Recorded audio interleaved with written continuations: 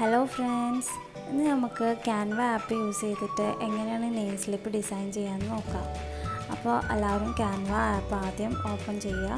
അതിനുശേഷം home page എടുത്തിട്ട് search template എന്നുള്ള ഭാഗത്ത് നമ്മൾ നെയിൽ സ്ലിപ്പ് എന്ന് ടൈപ്പ് ചെയ്യുക. അപ്പോൾ കുറേ നെയിൽ സ്ലിപ്സ് ഷോ ചെയ്യും.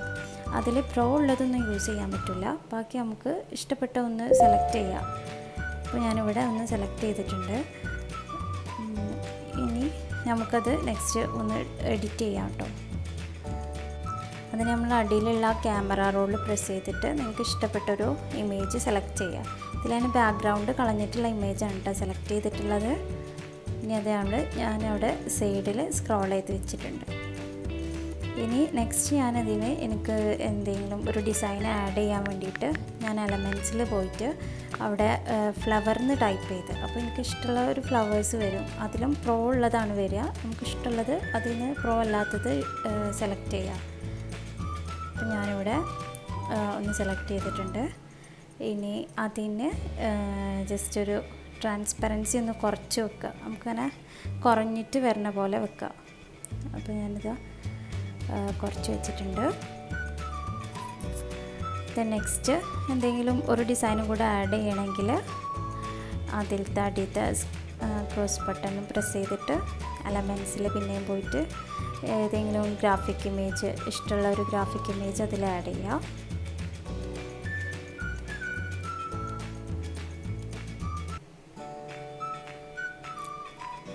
ഞാനൊരു ബീൻ്റെ ഇമേജ് ആഡ് ചെയ്തിട്ടുണ്ട്, ചെറുതാക്കി കൊടുത്ത്.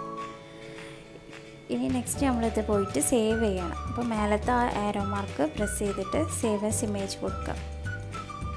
അപ്പോൾ ഇത് നമ്മളുടെ ഗാലറിക്ക് ഇപ്പോൾ സേവ് ആയിട്ടുണ്ടാവും കേട്ടോ.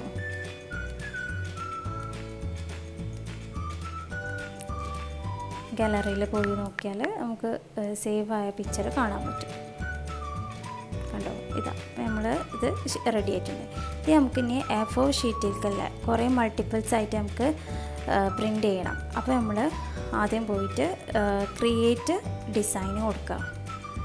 അടിയിലുള്ള ആ പ്ലസ് മാർക്ക് കൊടുത്തിട്ടുണ്ടെങ്കിൽ ക്രിയേറ്റ് ഡിസൈൻ, അതിൽ A3 ഡോക്യുമെൻ്റ് എന്ന് ടൈപ്പ് ചെയ്യാം. അപ്പോൾ നമുക്ക് ഇങ്ങനത്തെ ഒരു പേജ് കിട്ടും.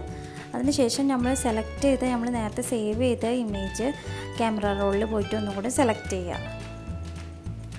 എന്നിട്ട് അതിൻ്റെ സൈസ് ഒന്ന് ഫിക്സ് ചെയ്യുക കേട്ടോ. നമുക്ക് കുറേ മൾട്ടിപ്പിൾസ് കിട്ടാൻ വേണ്ടിയിട്ടുള്ള. അപ്പോൾ അപ്പുറത്ത് ഒന്നും കൂടെ വെക്കണേ. അപ്പോൾ മേലെ നമ്മൾ ഡ്യൂപ്ലിക്കേറ്റ് പ്രസ് ചെയ്യാം.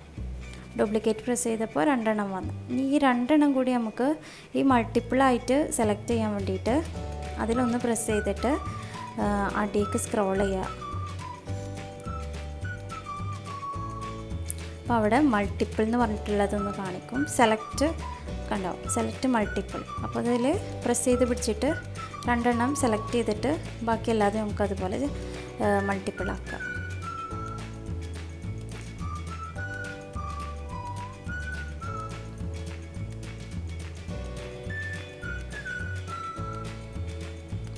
ഞാനിതൊന്ന് ചെറുതാക്കി വെച്ചിട്ടുണ്ട്.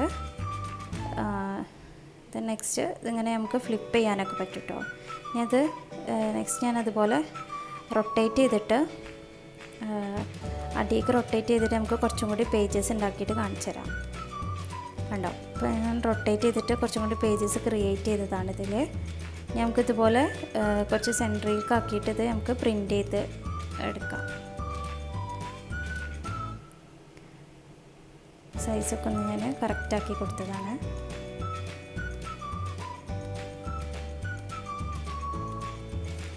നെക്സ്റ്റ് അത് സേവ് ചെയ്തെടുത്താൽ മതി കേട്ടോ.